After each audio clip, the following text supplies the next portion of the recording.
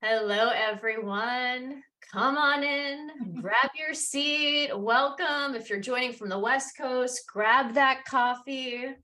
Welcome back to the Great Leadership Awakening Virtual Summit, where I am so excited to be joined by the Chief Financial Officer of ArchCon Corporation, Geri Pacheco. Welcome, Geri. Thank you. Thank you so much. This is really excited to be here and excited to share my story and talk with you today. Thank you for having me. I'm so excited that we get to have this conversation, and I'd love for you to just share the mug that you're drinking out of this morning. So I got this from my mother-in-law this weekend. So we're both Irish. So we're making sure we celebrate for tomorrow. This is tea, not anything else in the mug. Well, I kind of forgot it's St. Patrick's Day tomorrow, and I put on the green for this interview and then saw your cup and then, remembered my name, Kaylee O'Keefe. And yeah, so let's celebrate the luck of the Irish, celebrate becoming best-selling authors together, and celebrate you and your story. And it's so perfectly timed, this conversation, because backstage, you and I were talking about really the feeling and the ethos and the message of your chapter around resiliency, which is something that Mary Gregory just shared with us an hour ago on the summit, all about our resiliency superpowers. And so we're extending this theme because it can't be shared enough. This is something we have to cultivate. So I want to start this conversation, though, with how you open your chapter, because in it you tell us that you've always wanted to be a writer. Yes. I started early. I think I shared in the book that when I was probably 5 or 6 and I was first learning to write and, get my creative juices flowing, I wrote children's books. Well, I didn't realize they were children's books, but they were books about mice. And but they were all dressed in people clothes and they lived in a big city. I grew up in Boston. So they all had adventures and different things happening to them. And when I think back now as an adult, the things that happened to them were very similar to some of the things going on around me. I had a lot of older siblings and it was in the 70s and there was a lot of different things going on. And so I think it was a way for me to really kind of find a safe place and just sort of, channel a little bit of the anxiety and the fears of growing up in a big kind of crazy household. But that just made me love, writing and being creative and drawing. I illustrated those books but I never really went anywhere with it, and life, just kind of took over.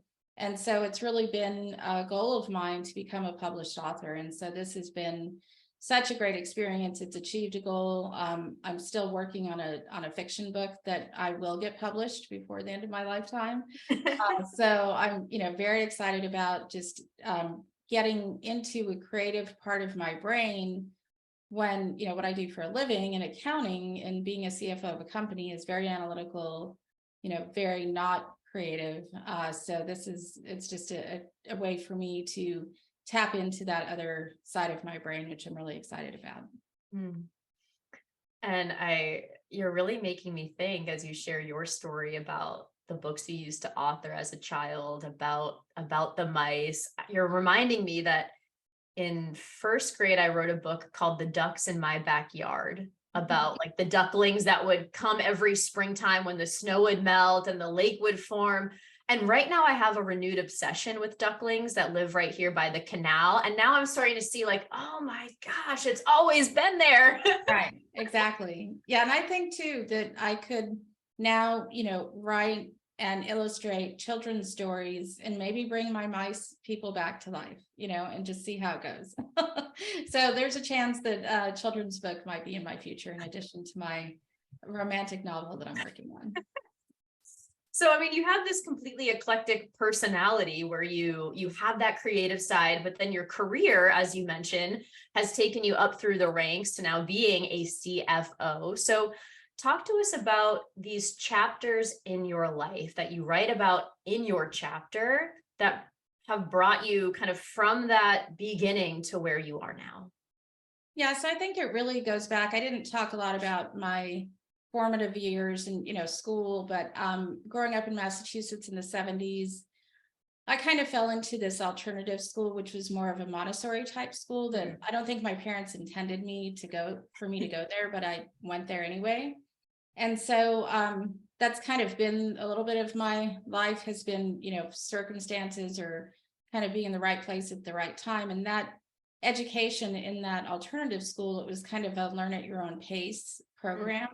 So when I was learning math and, writing and English and all of that, we would finish a book. And if, as soon as we were done, the teacher would give us the next level up. So by the time I left that school and we moved to Albuquerque when I was in, I think, the 5th grade or 4th grade, I was already at a 6th or 7th grade, level in mathematics and reading and all of that. So when I got to Albuquerque, and the school systems there are not quite the same as in Boston, I was ahead and I just stayed ahead. And that was probably one of the things that really, I didn't get to this in the book, but that really set the base for me to really feel that recognition and appreciation of being intelligent, of being, kind of at the top of the class. And that motivated me even with the adversity in my, upbringing. And my parents got divorced when I was 14 and lived with my mom, lived with my dad, lived with my mom again. So there's a lot of stuff going on. And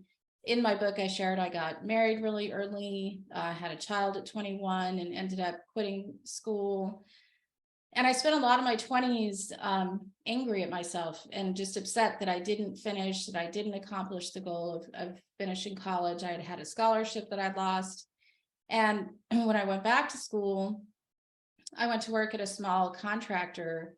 And the couple who ran that company, they were just such an amazing couple, and they really supported me. And the wife of the company, she really saw something in me and she encouraged me to look into accounting. I was going to school to get an HR degree. That's what I thought I wanted to do, was just be in human resources. And I was about 28 years old at the time. And she said, I really think you can take over the accounting function. You're very smart. And, we see this in you. And so I went back to school, and that's how I ended up, in accounting, and became the controller there. And it just took off from there and kept going. And so that first chapter that I talk about in the book, that painful chapter, was that experience of my 20s. My father passed away. He was really our pillar of our family. So he died when I was 23. I had my first son at 21, my second son at 25, got divorced at 28, was going to school. So, all those things that people do over the course of a lifetime, I did them in a decade. And, it was a lot. So, when I got to my 30s and started looking at, the next chapter, I got remarried, finished school. That's when I took my CPA, got my CPA license, took the exam, and got my first CFO role when I was about 34, and just have never looked back. And, started at Archon in 2010. Our company growth has been nothing short of, monumental. We've gone from a $20 million company to we're looking at doing about 700 million this year in revenue. And that's been over a 13-year period of time. And I just celebrated my 13th anniversary on the 11th.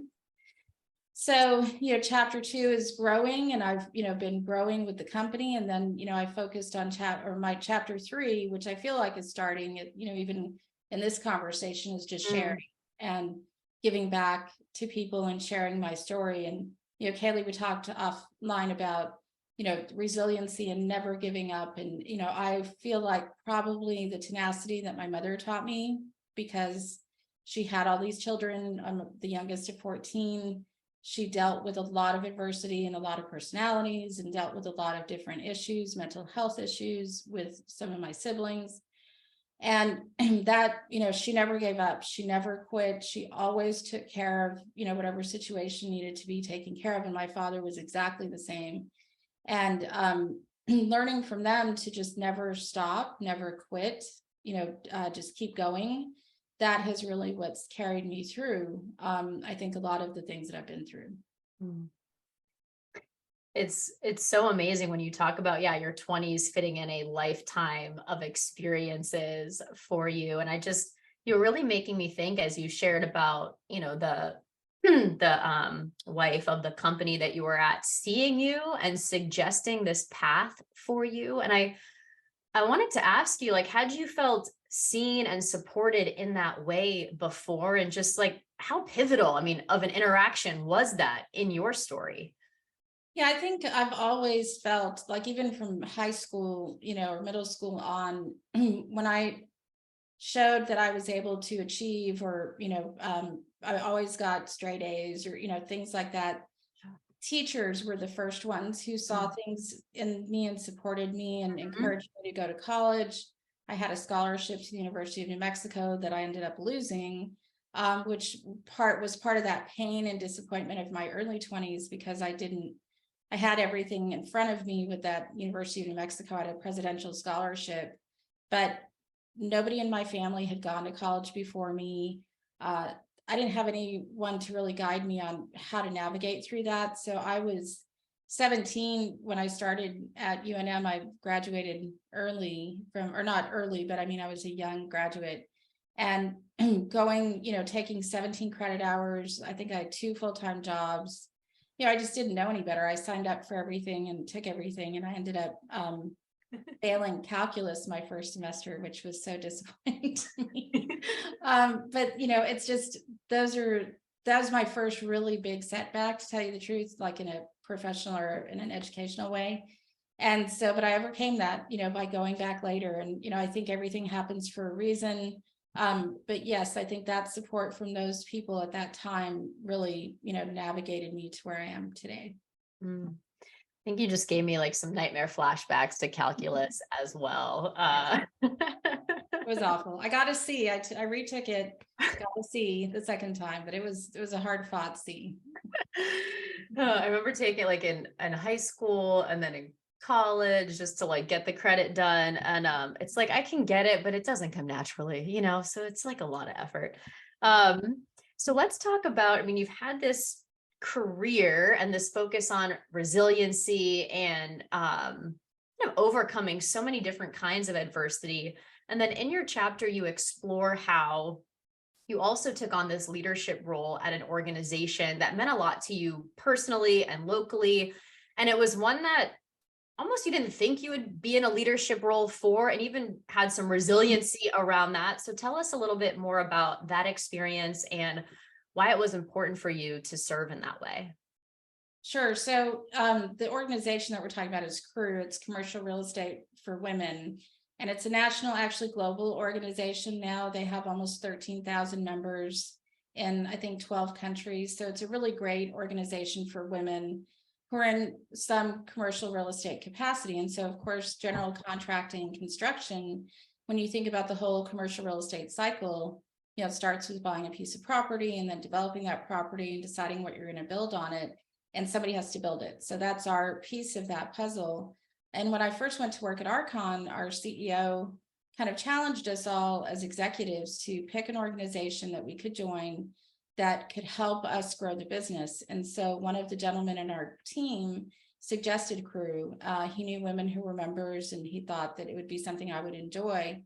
And being kind of the competitive, natural leader type person that I am, if I join something, I'm going to give it my all and do my best and try to rise to the top. And so that was something that, I saw as an opportunity and somewhat of a challenge to, get into a leadership position in this organization. And so the local chapter, when I first joined in 2012, I was astounded by the amazingly strong women in the high-powered positions at very large companies. And it was intimidating at first. And I didn't feel like I could belong, or I felt like I'm in the wrong place. I don't know. Sure, people on this call felt that way at a time or two. And so it was kind of uncomfortable at first, but then as I got to know these women and got to see who they are, it's kind of like when you meet a movie star. I looked at them like they were movie stars because they were just so amazing. And then getting to know them, they're people too, and they're like me, and they have the same fears and anxieties and worries and imposter syndrome and all of that. But just getting to know them, the other thing that they have that I've learned from them is just finding my own sense of worth and confidence and believing in myself and knowing that I have that it factor. One of the ladies tells me that, and that she has been such a great mentor to me, Jan Sparks, and just really being confident in understanding that I can contribute. And so on this journey, I've served on multiple committees. I've been on the board twice, and I was selected to be president of the local chapter in 2021. So in 21, I was president-elect, 22, I was president. And it's just been a profound experience working with these women leaders, but also working with the young women who've come into Cru. We've grown the membership. It was down because of COVID to almost 200 people, and we got it up to over 320 people by the end of 22. And a lot of that is from recruiting young women to come. And that's been my focus and passion for Cru locally, is to really engage our DEI initiative. And the I part of that to me is really reaching out to these young women who want to be part of an organization that can help them develop and grow in their careers. So I love Cru. Cru is an amazing organization for our industry, and I just am so happy and honored to be part of it. When you talk about bringing in all of these young women into the organization, I'd love to hear your experience last year. Like, what did you learn about what young women in your field are struggling with, or what they're desiring? Are there any major differences from other generations? Like, what did you pick up from bringing more of those women into your world last year? So I think the biggest thing, frankly, was how confident and intelligent and sure of themselves that these women are. I've sometimes when I talk to us seasoned women, in Cru, they're like, oh, they're just a bunch of young girls, they don't know any better. And then I sit down with them and I'm like, oh my gosh, you could be running this organization right now. And so, they just are desiring a path and an opportunity, and they just want to be part of the group, and they want to learn from us. They want to connect with, when I say us, I mean people who've been in the industry for 30, 40 years. They want to know how we got to where we are and what advice we can give them, because they still struggle with the same things that we struggled with coming through. And, these young women they just amaze me. They're so bright and so focused and just really enthusiastic about their future. They just want to learn from other women who can help them achieve their goals.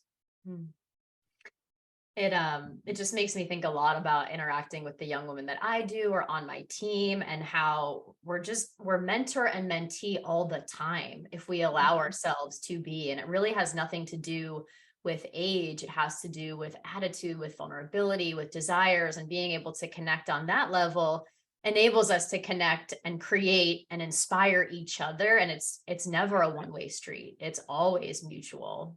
And Yeah, absolutely. Yeah. And I think when I was younger and, coming up in the controller roles, and I remember getting a job when I was about 30 and coming in and taking over a controller position from another woman who was the controller and had been the controller for 30 years at this company.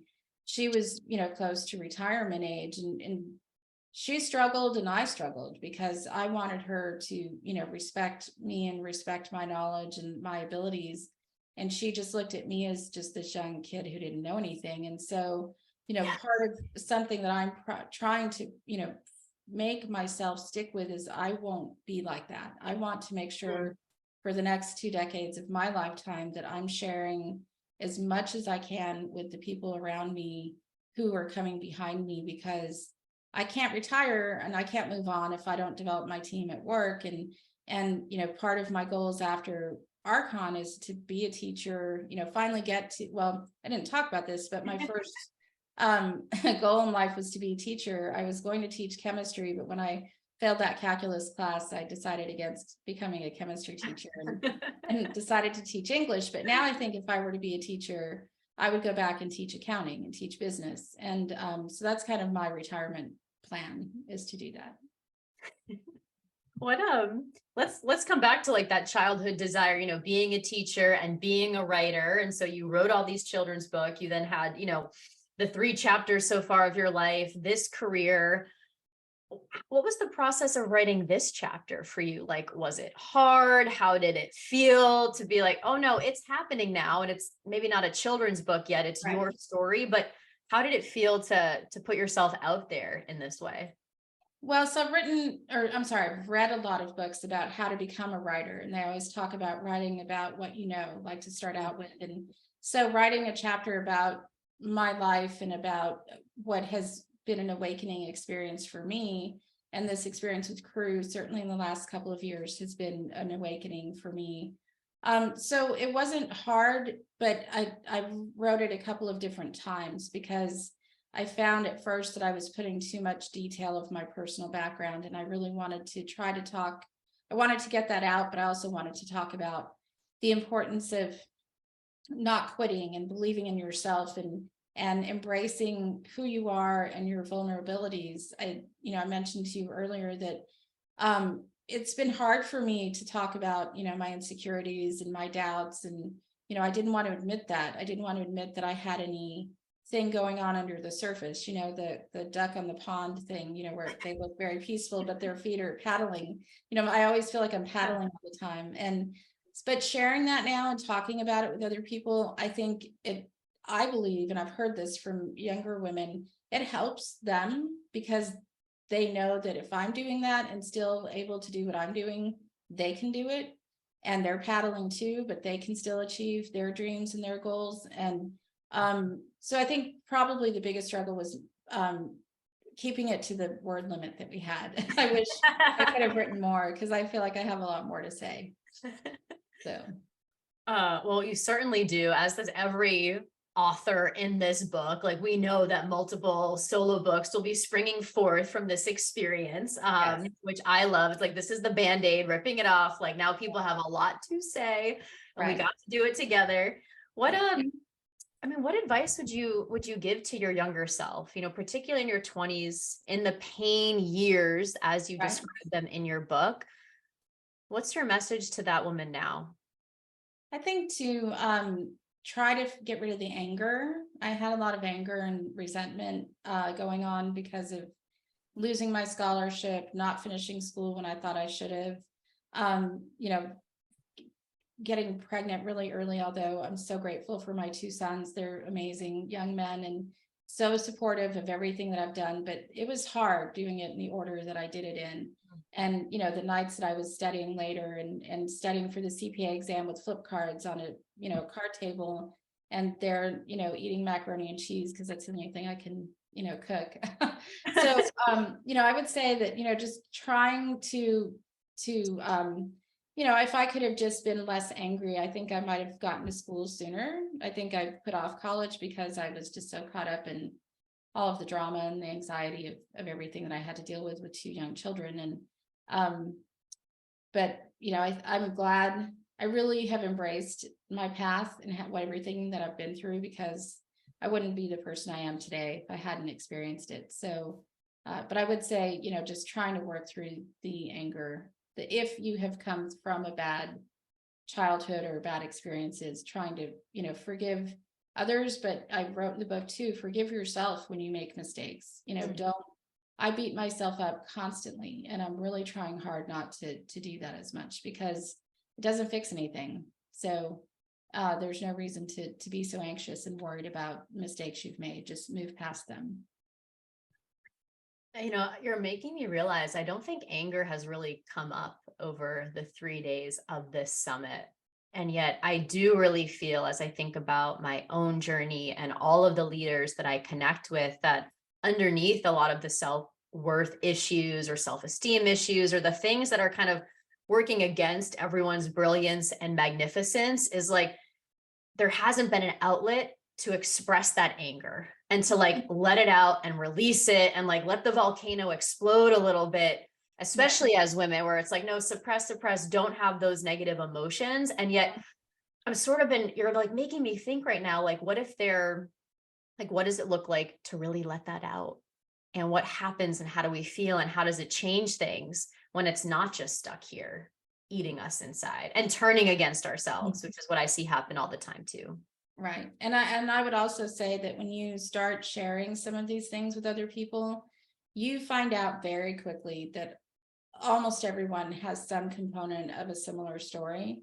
Whether it's you've been sexually harassed at work, or, something's happened in your childhood, all those things, you talk to people and there's just varying degrees of dysfunction that everyone's experienced. I haven't found one person yet who's told me they've had, the perfect life. And so, how you deal with those issues and deal with them later so that they don't interfere with your success, I think is very critical. And so that it doesn't turn into self-blame. And I feel like the leadership awakening that we're all sparking here by being vulnerable, by sharing, is giving each other permission to go there. And it's not because we want to wallow in it. It's not because of that at all. It's because we want to be lighter. We want to be freer. We want to be more on fire. And if like all of these things are weighing us down, we can't do that. Right. Well, and also I really hope that, again, focusing on younger women, when they read this book and read these stories, that they can appreciate that, if we can all get through what we've been through to get where we are today, the authors of this book, they can do it too. And, they can make it, and they can get past the adversity that they're facing and really, get whatever their goals are, they can reach them. And so that's really what I'm hoping to accomplish, with this book, is to give, just one person that, message that they can do whatever they want to set their minds to. Well, message received by me, by this audience, by all of our readers. Geri, I want to thank you so much for sharing with us here today. Drop some love into the comments for Geri and her beautiful words of wisdom, of honesty, like what this really has been like. I love that you called your first chapter pain, because a lot of it's like, we all have that. And how do we use it? Yeah. Geri, thank you so much. Thank you. Thank you for letting me be a part of this experience. It's really been life-changing too for me. So thank you. Yay. Thank you, audience. Thank you, everyone who showed up for the Great Leadership Awakening. If you can believe it, I think we have sessions every hour the rest of the day. So go grab some water, take a quick walk around the block. We'll see you at the top of the hour. Sheri's on next. Geri, thanks so much. Thanks, everyone. Thank you, Caitlin.